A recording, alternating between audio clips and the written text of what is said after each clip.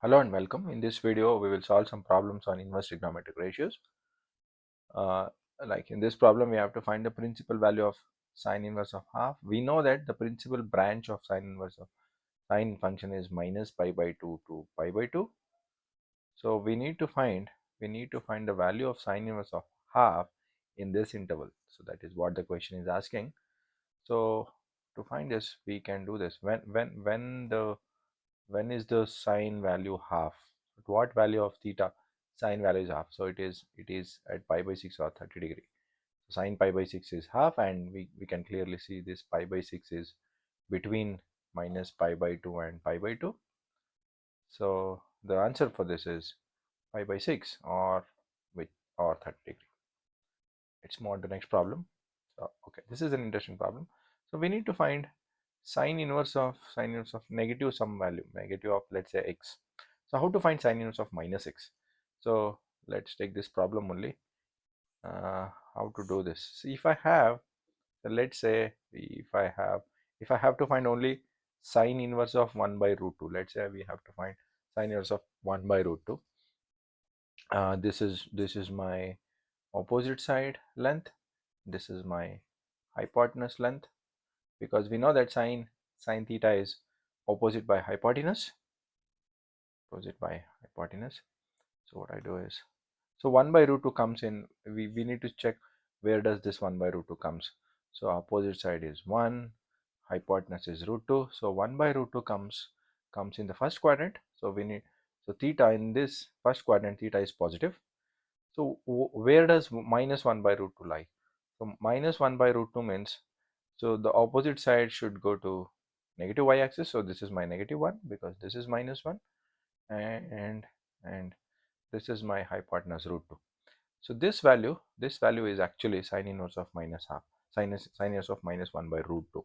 Sine inverse of minus 1 by root 2 is actually this value, this theta. So when I calculate theta by going in the clockwise direction, this will be always negative. So this is always negative. So but how to find, I have to find this sine inverse of minus 1 by root 2. So what I do is I find sine inverse of 1 by root 2, which is when is sine 1 by root 2. Sine is 1 by root 2 when it is pi by 4. Sine 45 is 1 by root 2. So this angle is 45 degree. This angle is 45 degree. So theta is 45 degree. In order to get minus 1 by root 2, I have to move this same 45 degree in the clockwise direction. So when I move in the clockwise direction, the angle will be negative of this. So this is minus 45 degree. So this is minus pi by 4. So this is the idea. So since the sine inverse of x solution lies in first and fourth quadrant, the angle will not go beyond pi, or it will not go beyond minus pi by 2 to pi by 2. So if there is negative value, like if I want to find sine inverse of minus x, what I can do is I can simply find sine inverse of x, which comes in the first quadrant, and I'll put minus 2 outside. So sine inverse of minus x is always sine inverse, let me write it properly. Sine inverse of x minus x is always sine inverse of x. So this is true for all the inverse trigonometric functions whose solution lies in first and fourth quadrant. So there are two more trigonometric functions, inverse trigonometric functions, whose solution lies in first and fourth quadrant. So let us write the table for that. So for sine inverse of x and tan inverse of x and cosecant inverse of x, the solution lies in first and fourth quadrant. Hence, if it lies in first and fourth quadrant, then we can write sine inverse of minus x is equal to minus sine inverse of x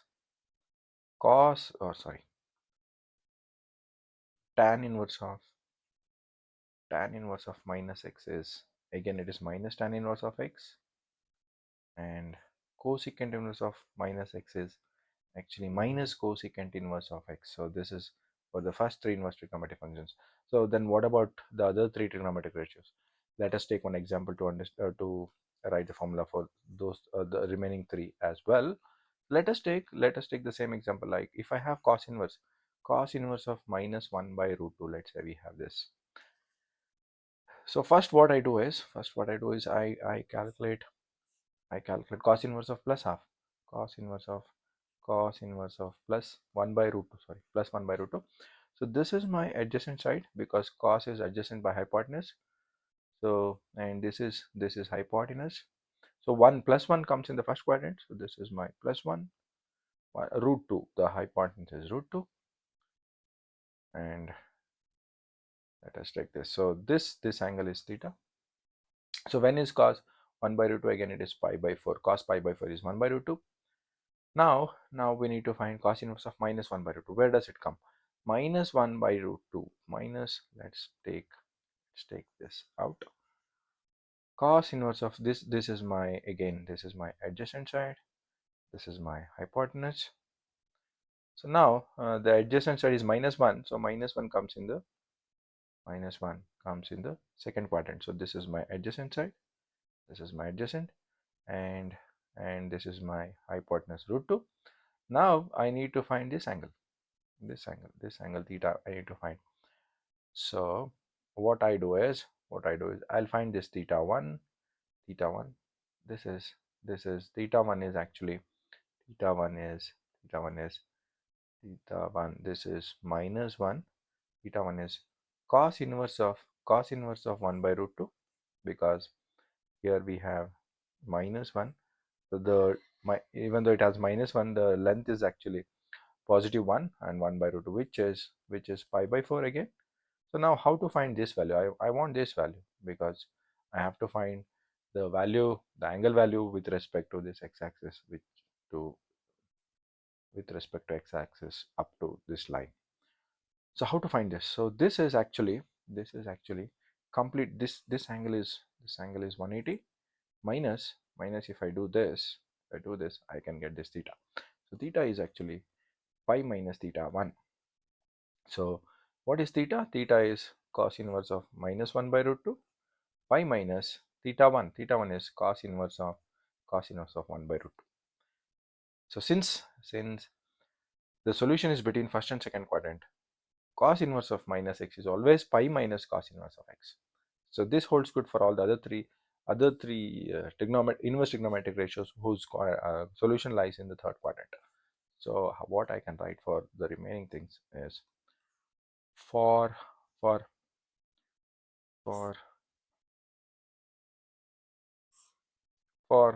cos inverse of x, cot inverse of x, and secant inverse of x, the solution is in first and second quadrant.